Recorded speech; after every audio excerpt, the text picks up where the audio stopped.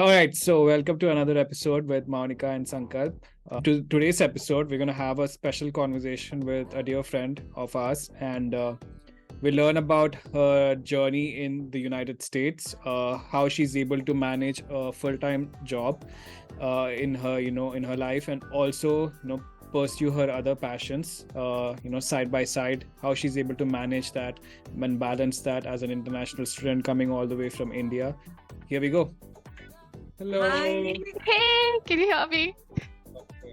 One of the reasons to love California, I love the fact that it's always bright and sunny. I really like it. You're doing my job. You already segued into the part where I was gonna ask you which part of the world are you in. So California. Yeah, I'm currently in San Diego, Okay.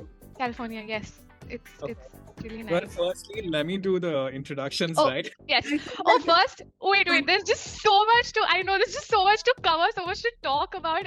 First of all, I want to tell you guys, you guys are so cute.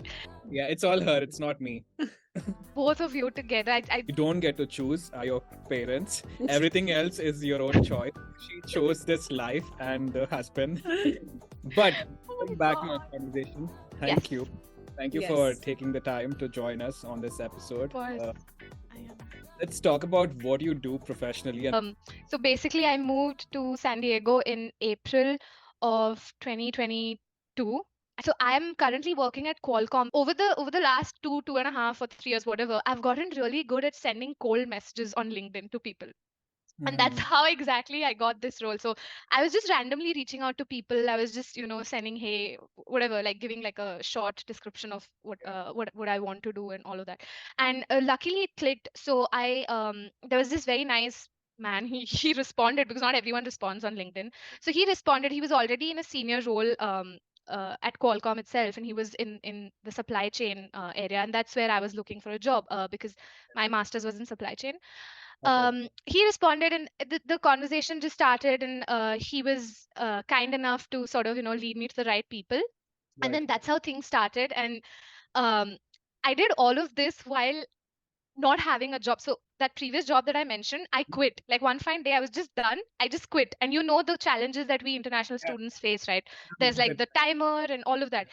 And I did that. I was just like, I don't care what happens. I'm just going to quit this job. And then I was actively looking for new roles and all of that. And I quit somewhere in February of last year, around this time actually.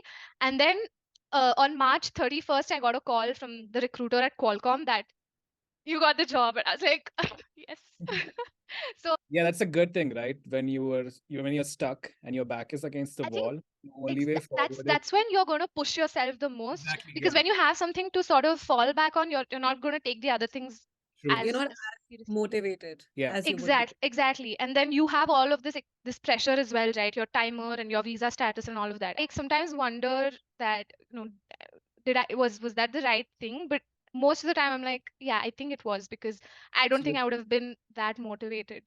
Yeah, even now just listening to what you went through, I feel like it was a huge risk at that point in time for you to just You be have no idea. Exactly. some major, like I don't think I know any Indian international student Who quit. who quit a job in the US, knowing the repercussions that it has afterwards. brave and risky, but Yeah.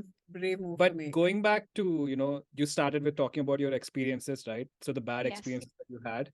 So Mhm. how was it if you compare your experiences here in the United States compared to your life in India? How was that shift?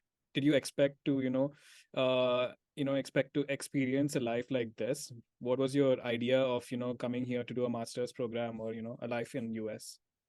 Sankalp, the funny thing is I never had any expectations of what it would be over here. I kind of knew it's going to be a major shift, because for 23 years of my life I've lived in the same place. Like even for undergrad, so many of my friends, like so many friends, they moved away to different cities, but I was in the same city that I grew up in.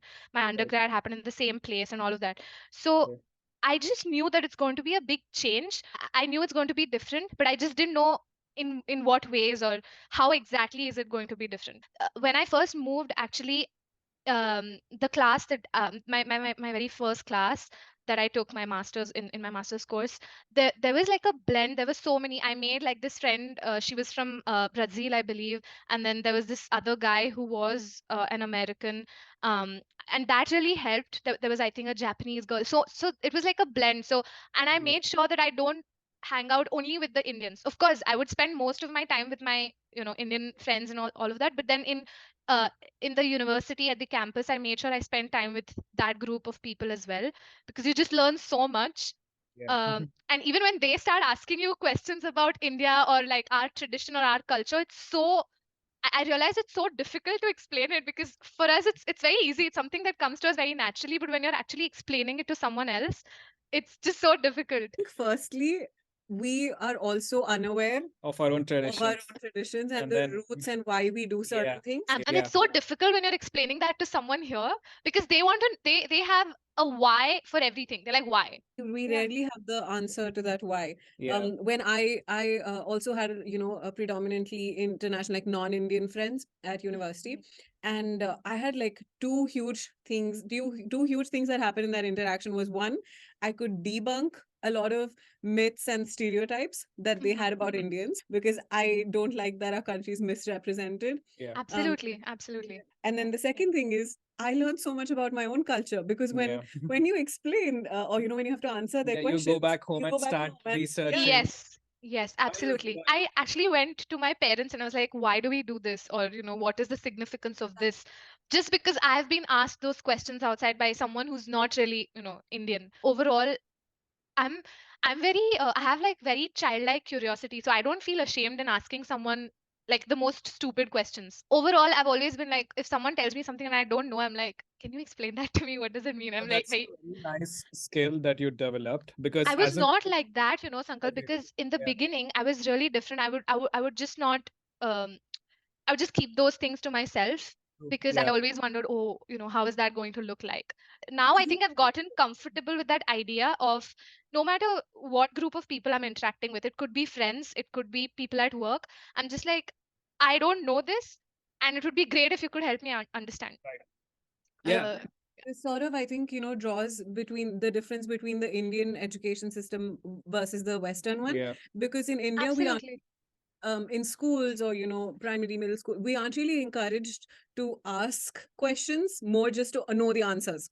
They sort of almost mock Yep. you, Yeah, like, for like, even yeah, including teachers. I find that really disturbing in a class full of people. If you say something, and if a teacher goes, hey, you don't even know that much, what kind of Yeah, stupid person are you, or something like that, that's such exactly. a bad thing to say, right? Because that age is exactly when somebody is learning and growing, and that's exactly when they need to be encouraged.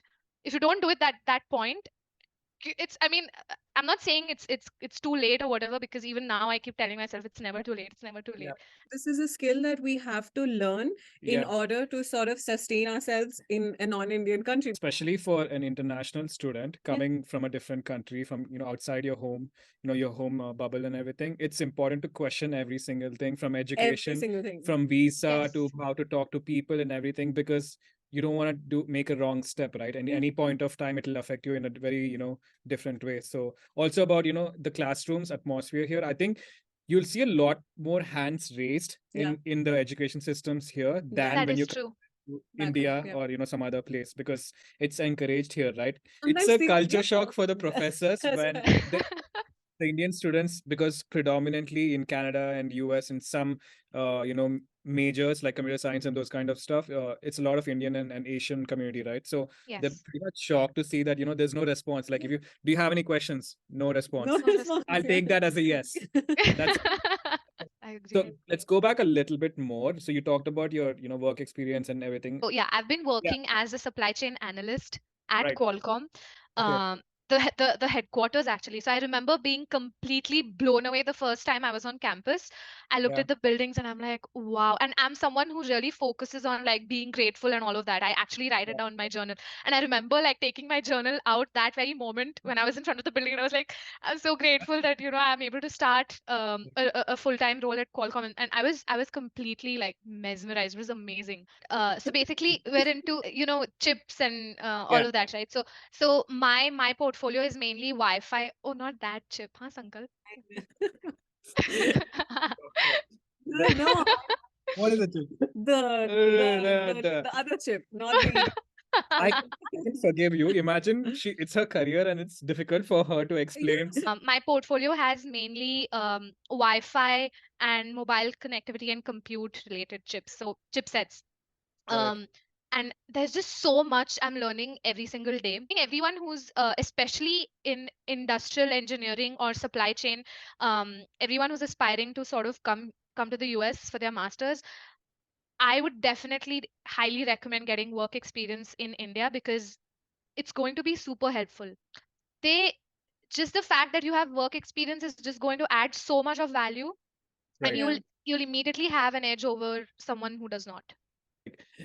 So for me, I didn't have work experience, and so didn't you. You didn't have any prior work experience, but we still were able to manage to get a decent job and all of that.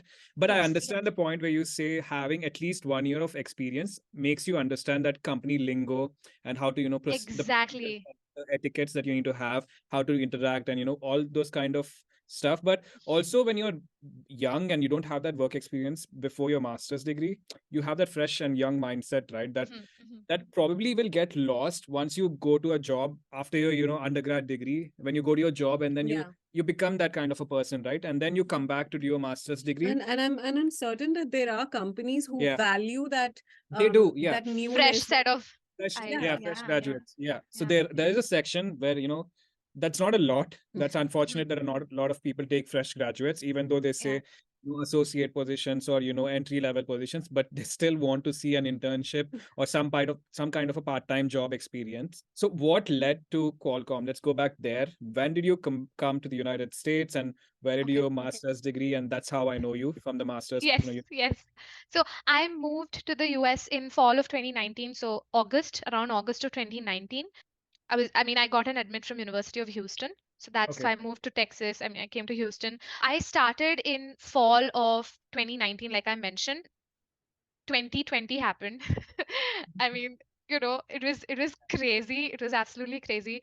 And I actually graduated a semester earlier than I was supposed to. So I graduated in December of 2020, and I feel like I graduated in such a bad time because you know how the situation was. I'm sure you can relate. I was sending out, I don't know, applications, internship applications, and full-time role applications, but then I received the same response from all companies that, hey, we're freezing all our hiring processes as of, and it was disappointing, but and it was a very grim situation for international students, especially.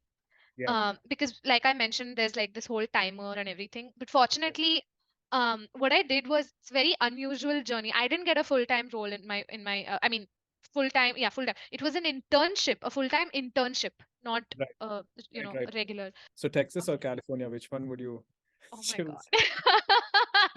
I kind of knew this was coming. California. But you No. graduated sooner, you said, like sooner than expected. I was supposed to graduate in May of 2021, but I graduated in December of 2020.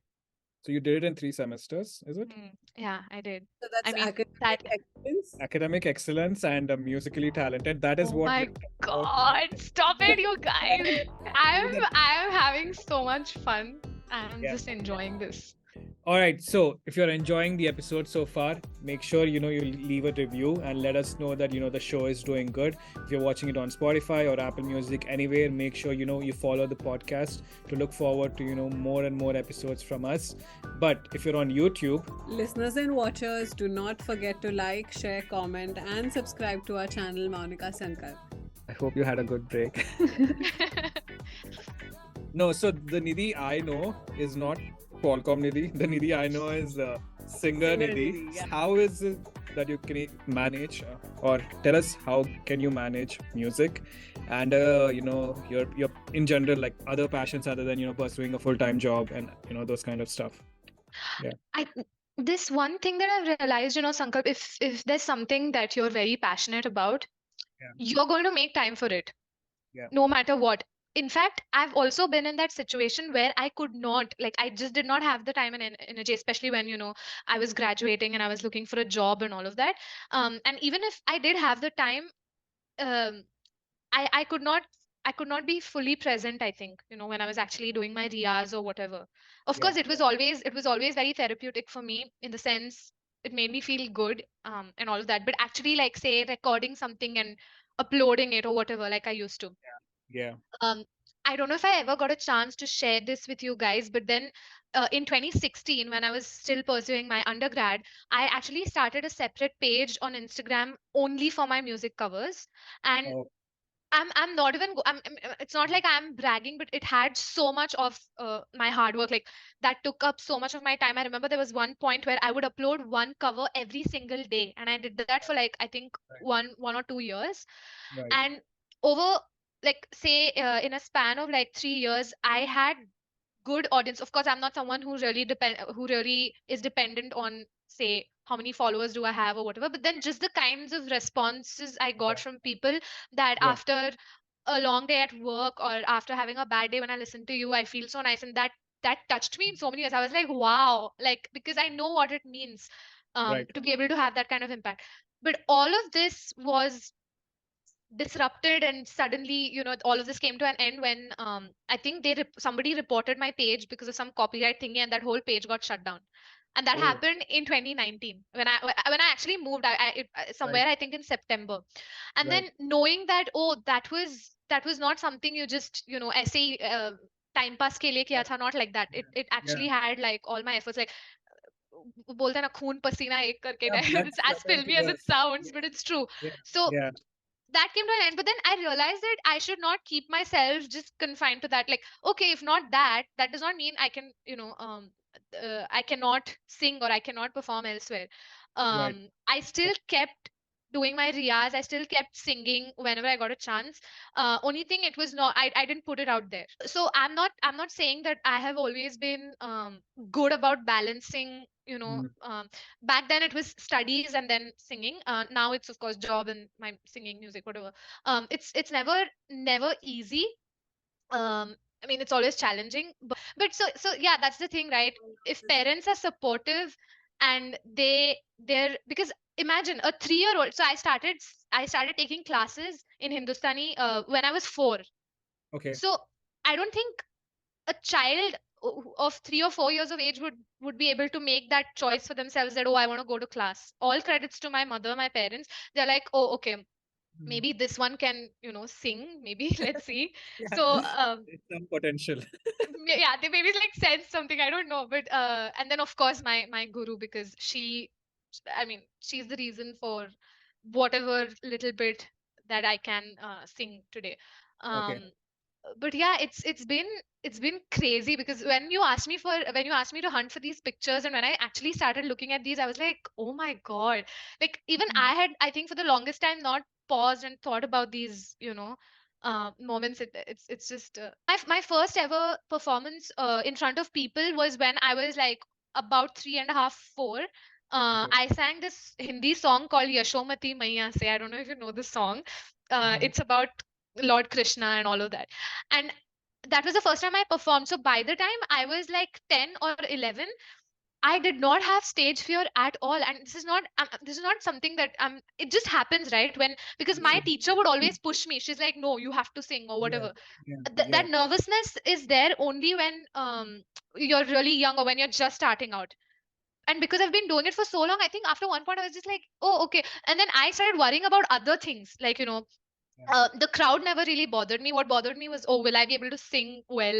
I hope I don't miss, like, the tal. I have this very notorious reputation of just changing the lyrics as and how I please. Okay, so if I forget, I'll just add, like, some rubbish lyrics of my own, and I've done that so many times. And I think the trick here is, you need to be confident when you're doing that. Then people will be like, oh, okay. That is so true. And my dad always gives me this advice. He says, see, you've been working on this piece, like whatever presentation, debate, like no matter what it is, where public speaking or performance is involved. He'll see, you've been working on this piece for like the last few weeks or months. So you know every single Detail. detail, Yeah. Right, right. the audience coming Yeah. have absolutely no idea what it's about. Yeah. So he says, no matter what you say, as long as you say it with conviction, Yeah. you, Exactly. you don't have Yeah. to worry. Absolutely, yeah. And also, when I first started singing like individual performances on stage, I was what? I was just like 6 or 7, right? So Wow. I think one good part of now that I think about it, when I go back and think about it, I think nobody would actually come and sort of criticize a 6 or 7 year old, because that cuteness element always took over. They're like, oh, so cute, you sang so well, and all of that. Yeah, So yeah, I was never, I know I did mess up on stage a few times when I was like 6 or 7 and all of that. But the fact that nobody would come and criticize was what was, because now if I mess up, obviously I'll have some people come and tell me that, oh, yeah, this is where you, or whatever. But nobody will say that to a small kid, right? So I think that was yeah. like an added advantage, where Right.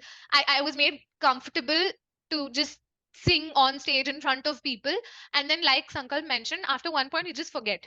And I remember, I remember I've always loved that. Like I've loved being on stage and singing and performing. And I kind of feel bad that I don't get to do it as often now here. I'm Yeah, still obviously trying to find like groups and communities and all of that. I'm still searching for that. But in India it's just very easy, because you already have that community. People just yeah, reach out if there's anything happening. So it's yeah, just easier in terms of finding like the right people, right network of, I have to focus on my, say, finding a job, just getting stable. And I knew at the back of my head that once that happens, I'm going to come back to this, because this is like an integral part of like who I am. I can't yeah, let go of that, obviously. So once that happened, once things fell into place, and I was a little, when I felt like, okay, I'm in a good place now, then I obviously started with the with my whatever riyas, or like, so funny story, every Friday when I log off of work, I make it a point to, so I have like couple of karaoke tracks and all of, just backing vocals or whatever. So I'll sing like 4 5 songs after my work hours. I'll just sing like loudly, and I'll be like, okay, I feel so good. yeah, That's my way of like welcoming the weekend. Also, during those 2 years or whatever, when you're pursuing your masters or whatever, your higher education, it's just about prioritizing, right, that, oh, yeah, this is not a forever kind of thing. Right now, if I work hard and give my 100% to this, eventually things will fall into place. And that's exactly what I told you. I knew at the back of my head that this is a very temporary situation. yeah, I would get sad about the fact that, oh, I'm not able to sing and record or right. practice as much.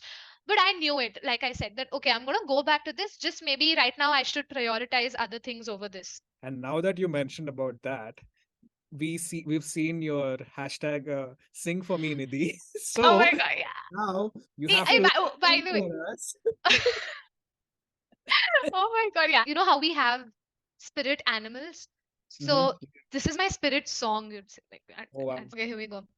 क्या करे क्या नहीं, खाली ख्यालों में पसीना क्या बहाना, बेहतरी है यही, करके दिखाने के तरीके आजमाना, जितने मुंह उतनी ही बातों में तू न जाना, दिल की ही तू सुनना, दिल को अपनी सुनवाना, सपनों के पहियों को यारा, स्पीड लिमिट न गवाना, खुली उड़ानों ने पुकारा, जगा ले जज्बा, जगा ले तू जगा ले जज्बा, जगा ले जज्बा, जगा ले तू जगा ले जज्बा.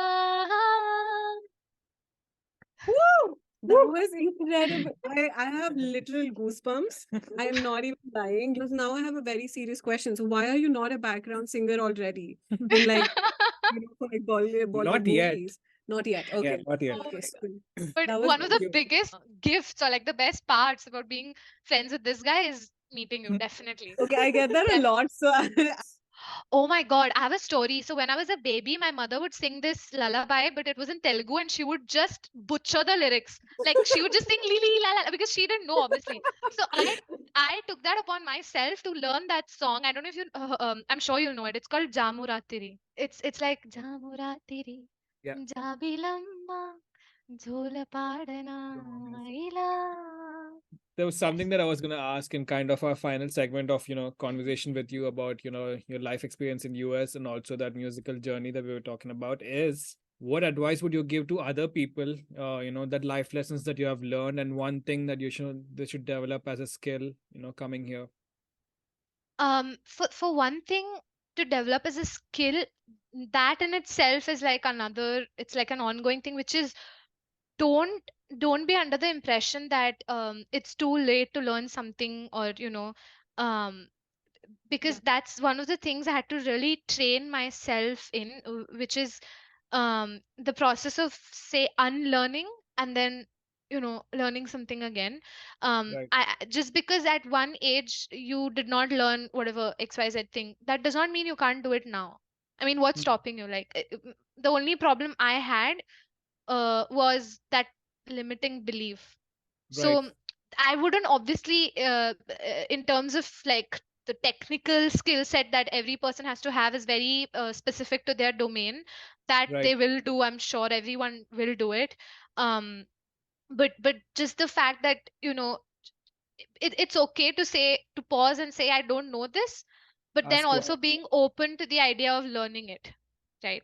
Actually, that's so true. The part where you said that, I was thinking about it further. Like, there's another layer to it of unlearning something.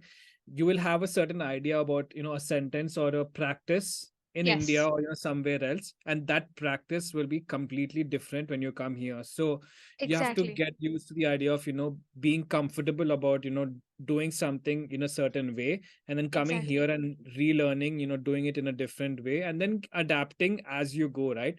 It will keep Absolutely. changing. Yeah, So, yeah. That was point number one. And second, and this holds good no matter in what part of the world you are. I think networking, right? It's because a lot we only hear to people say, oh, you should network with people and this and that. At one point, because it's very difficult, especially for me, it was difficult to talk about myself in a positive light. Like, oh, I did right, this, I did that. Like when right. you're telling people, when you're networking, right? Yeah, So start practicing that. I'm not even kidding. I sat and like I had my resume, a copy of my resume, and on the other hand, I wrote a story. I'm not even kidding. Like I wrote a yeah, your proper story which elevator pitch, and you have to sell yourself you here. So, exactly, and I was not, because like I said, I was facing self-esteem issues. I had all this low confidence and all that, and I'm like, how do I even talk about myself? But I think getting, because that's the first thing someone would notice about you, be it a phone call or whatever. So if you're trying to come yeah, here, and it's not always with respect to looking for a job. Even just say you're outside, it's a social setting, and you're trying to communicate. It's so important that you're first, you should be in a position to talk about yourself. And I'm not saying like right, go brag or go, just being right, able to talk about yourself with that sense of confidence. So right. Yeah, you have to believe in yourself for first, for then the other person will believe you, right? absolutely, If you, exactly, Ultimately, people see, oh, okay, like the job, like the degree, and all these tangible achievements, but you forget to think about how much you've grown as a person. yeah, And exactly, what exactly. your And personal these growth that are you've not had. visible to the Yeah. eye. Yeah, exactly, and these are just things that in your head have happened. yeah, Maybe others don't see it, but there has been a massive change, yeah. Yeah. uh, And behavior wise, or if you ask me, that's the real victory at the end of the yes, day. Like, Yeah, yes, physically you can see yourself change, fitness and all of that. Mentally, you can't see that, right? Because it's inside you. And through salary, you can see a hike and, increase in that. But those are all something that are, material, right? I mean, they're yeah. physical, right? So right, things like that are, happening otherwise inside you mentally, and Because you're, I yeah, mean, I know it could not have been easy. There are days when you're so exhausted from your yeah, part time, your education, yeah. focusing on your career after graduation, before you graduate, plus the hundreds of everything, yeah tasks that you have, day to day things. I know for a fact there have been days when you don't really have time to sit down and enjoy a meal. Yeah. You're just sort yes, of that is being on true, the go and running to Yeah. class and going to catch. absolutely, yeah, Yeah. exactly. And yeah, when now that you talk about it, it really like takes me, especially those days at university, Yeah. crazy times. Yeah. But thank you for sitting I down with us. And You have Yeah, no idea this how come much was on. more or I less than love a this. movie, a script. Indian movie, right? Songs, Oh, we did emotion, dance, but drama. yeah, Yeah, we'll do that next time. Yeah. But this was beautiful. It was Nidhi. an absolute pleasure, Nidhi. Yeah. So, what did we learn from today's episode? Well, my first and most favorite thing that I've learned today is that there are people like you as well, which I connected to Nidhi almost instantly. And her, attitude of always being ready to relearn, unlearn, and then relearn something Yeah. is what I learned today. Yeah, because when you come from a country and your hometown and everything, you have a certain idea and perspective about, Yeah. certain things in life. You have to be ready to, change that perspective and relearn everything that you have an Like understanding of. even certain, it may be certain beliefs, or Yeah. you have to be ready Traditions. to disintegrate Yeah. and then rebuild. Yeah. Yeah. Absolutely. Yeah. The other thing that I learned was, being comfortable. Not being comfortable, right? You'll be in situations where you'll not be comfortable, and you'll have to learn to improvise and react and be responsive and proactive in situations, and that will help you go a long way.